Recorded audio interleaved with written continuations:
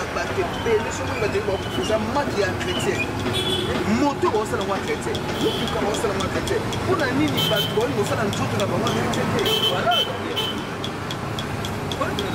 lesi malade ndekonu oyebi ke malade ndekome chronique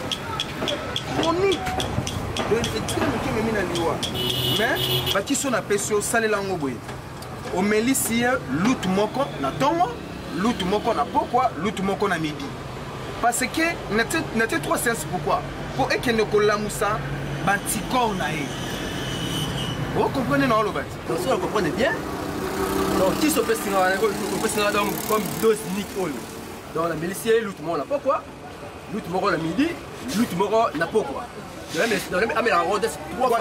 lutu mona ntongo lutu mona na midi lutu mona na pokwa en tout cas mon frère ozala décidé ah merci docteur ndeko wana déranger nga makasi donc seule solution la monnaie ça va pas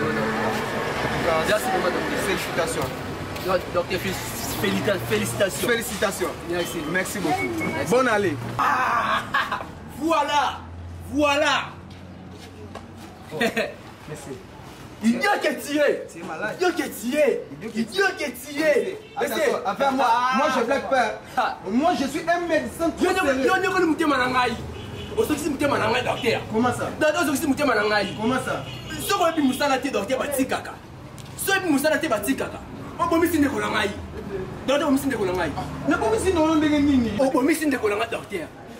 On est beaucoup sur le niveau qui monte ma paix boy. Nana de kolanga malade. So ko kaki kawana te. On nga bisanga te ndeko luka hôpital minene autre te ndeko na yo. Nelo ndeko na ngai o sali ba examen, o pesinga ti ba kisi. O singa la medicine kaye, na ki o pesinga o singa na sike. Lutu moko na tongo, lutu moko na pokwa, lutu moko na midi. Na zuba lutu wana plus de lutu mukete hein. Ba lutu mukete, na zuba lutu minene. La medicine 3 lutu. Eh, le monsieur de la 3 lutu. O ganga trop, o ganga belé le rôle à moi perroquet moko boy. Hein? Ngala kilelo ça. Bible lobi moi si soyez soumise. Ya. Ngala soumise na yo. Zala soumise. Hein? Tout ça va tout ça. Et François de définition. Oui, singa ina méthode de kolanga 3 lutu. Lutu moko na midi. Tongo, lutu moko na midi et puis lutu moko na poko. La lutu 3 lutu minene la PCA. Mais de kolanga lutu azati ne kolanga bien malembi. Likolo na yo. Kokanga belete. Ngana oyena malade. Docteur médecin na sali diagnostic. Na yebiso melisa lutu moko na tongo, lutu moko na pokwa, lutu moko na midi. Yo so ebisanga ba lutu nini yo mesi. Ponga lutu na ba melisa ba lutu, ozwi kisi, oteli kola lutu o melisa. Yo na kibongo. So yo sa yo o pesinga ba kisi. O pesinga na ba lutu. Na kena so butu ba lutu.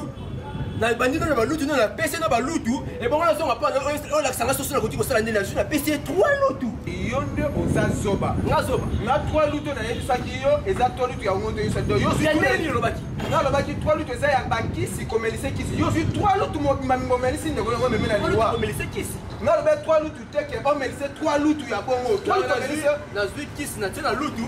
Do melisi. Yo so lobaki. So ba lutu na melisi yo bite sali bendo bomi mu. Na zwi ba lutu misa tu na somi minene bona bike minene na bene ko pix ndeko na. Donc melise ba lutu minene na lutu quand même na tingo ndeko na kufi. Donc il est pris. Ndeko na biso azana. Nazani nerveux dans au terme esprit. Donc yo melisi 3 lutu mobimba. Aïe. Obomi mutu.